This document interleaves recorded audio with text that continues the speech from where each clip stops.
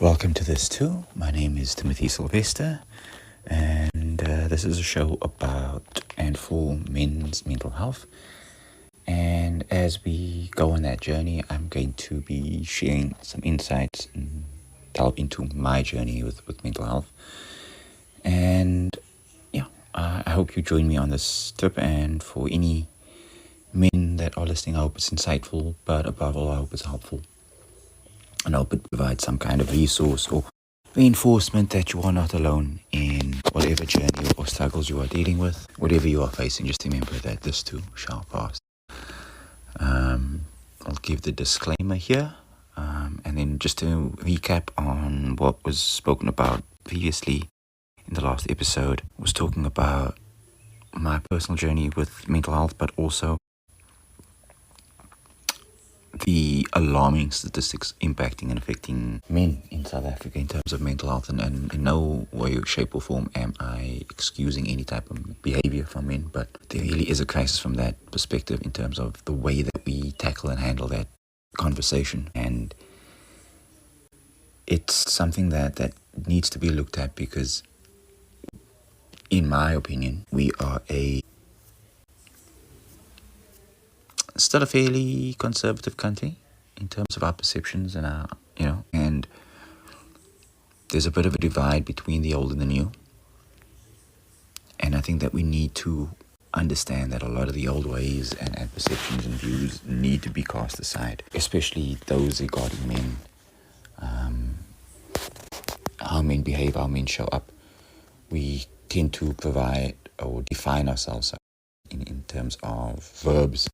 We are providers, we are protectors, we are the heads of our household, but we are people too, and people have feelings and people have needs, and if those things are not addressed, if those things are not dealt with in a healthy manner, there's going to be a negative outcome for that person.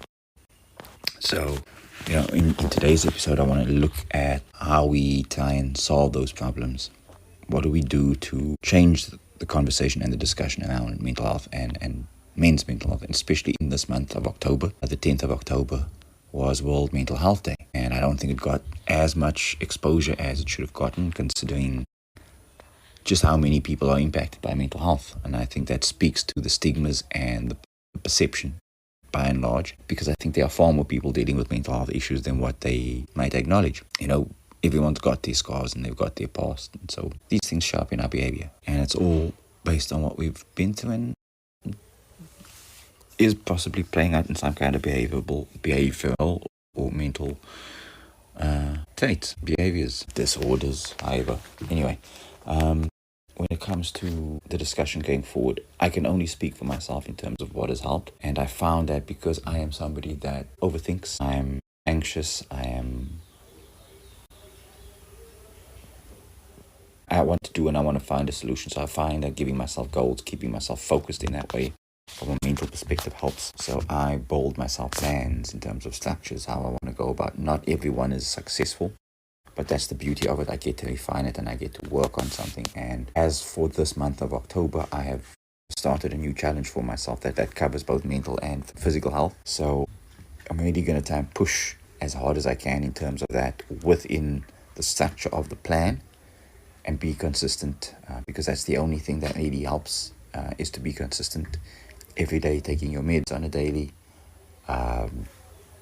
That's another thing. If you are diagnosed, obviously you have medication, you need to take your meds. From a personal perspective, I want to be able to get myself into a place where I'm not reliant on them in the long term.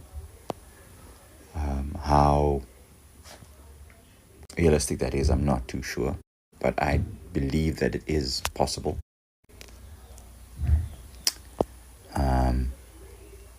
There are certain things within myself and my personality that I need to adapt and to change and become more flexible in. One of the things with BPD or borderline personality is that you tend to have black and white thinking, so things become a bit more difficult when it comes to dealing with people because there's a lot of gray areas. And even though you tend to live life or see things in black and white and treat things in such a way,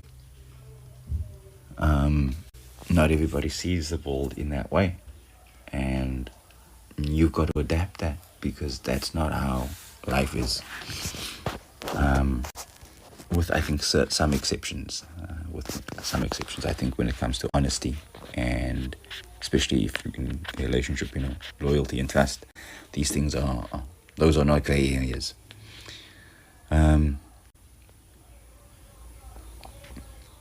So, with regards to men and how we go about things, I think we really need to look at kind of like the pillars of what we consider to be a man. That's something that I need to put in later. So speaking to myself, so I've got this mental and physical plan that I've started. I've got a goal, and I'm going to work towards that goal. And I want to try and be as productive as I can with my time, make the most of the time that I have, and then also be a present and dedicated father. Instead of just being here, trying to just be more present in my kid's life. And I'm not saying in any way, shape, or form that I'm not engaged, but I want to build on that relationship and have more of a connection, because I know there are times when I do tune out and I do just go into my own space and I sit now on my phone, and I know that that's not right. So there are things on my side that I want to change and I want to adapt, especially when it comes to being a father and the example that I set for my kid. I want to be more consistent and selfish with my me time and getting to know myself again. Meditation, journaling, these things have a place, and I need to do that, and I've scheduled time on a daily to do it. So that's the next thing, and then just work from there and make the most of things. And then as far as men, I think that we need to have discussions, and I'd love to have like a roundtable discussion with men about what it is that constitutes a man, because I feel like there's a lot that we are missing in regards to that conversation, and I feel like we need to be more honest with ourselves about what a man is. Lily, what are you doing inside there?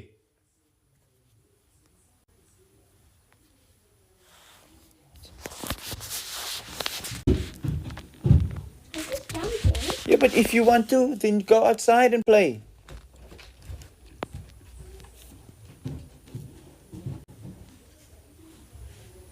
We also need to, talk about how we see ourselves, and not just seeing ourselves in terms of the roles that we fulfill, because again, if we're just looking at labels, we're going to miss part of the discussion. So we need to look at ourselves holistically, and I know that sounds like such a cliche, but who are we as men? I think that a lot of times we do things out of habit and routine. Maybe I'm just speaking for myself, but like, there are certain things I just didn't enjoy, but it was kind of like, because it's the social norm, you do it. So you need to get in touch with who you truly are as a person, and that's something that I'm intent on doing in terms of my personal journey. So I want to make sure that I spend a good portion of my day meditating and focusing an internal journey on rediscovering who I am, because it's important that I do that. It's important that I find myself again and find my joy and my happiness and find who I was, because who I was is the person that my wife fell in love with. Who I was a happy person, was a person that was living life without a lot of the difficulties that I find myself in now. So, getting back to that person might help me a lot more than what I want to admit or acknowledge. I also just want to find my joy again, find my smile. There are certain things that make me happy, but there need to be things outside of that, because that's part of what got me in trouble. And it's really difficult and really scary in a way. Not scary, but just breaking a habit, stepping outside of that and doing something new and something brave. But I have got to do it. I've got to be able to do that and get outside and do that more often. And that's also something that I plan on doing.